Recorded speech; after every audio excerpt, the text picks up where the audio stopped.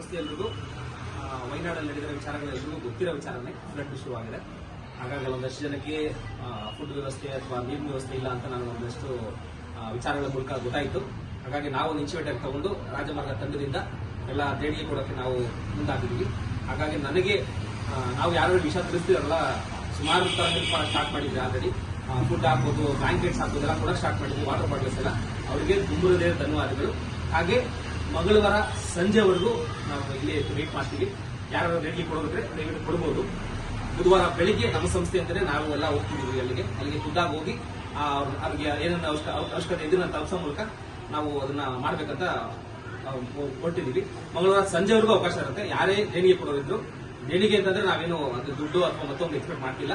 ಅವ್ರಿಗೆ ಏನು ಬೇಕು ಬೇಸಿಕ್ ನೀಡ್ಸ್, ಸ್ಯಾನಿಟರಿ ಪ್ಯಾಡ್ಸ್ ಆಗ್ಬೋದು, ವಾಟರ್ ಬಾಟಲ್ಸ್ ಆಗ್ಬೋದು, ಅಥವಾ ಫುಡ್ ಎಕ್ವಿಪ್ಮೆಂಟ್ಸ್, ಈ ತರದ ಒಂದಷ್ಟು ವಿಚಾರಗಳನ್ನ ಕೊಟ್ರೆ ಹೆಲ್ಪ್ ಆಗುತ್ತೆ. ನಾವೇ ಖುದ್ದಾಗಿ ತಗೊಂಡೋಗಿ ಬುಧವಾರ ತಲುಪಿಸ್ತೀವಿ. ಮಂಗಳವಾರ ಸಂಜೆವರೆಗೂ ಅವಕಾಶ ಇದೆ. ಯಾರೇ ದೇಣಿಗೆ ಕೊಡೋದ್ರು ಕೊಡಿ. ಮತ್ತೆ ಇದಕ್ಕೆ ಸ್ಪಂದಿಸಿರೋರಿಗೆ ತುಂಬಾ ತುಂಬಾ ತುಂಬಾ ಧನ್ಯವಾದಗಳು. Thank you very much.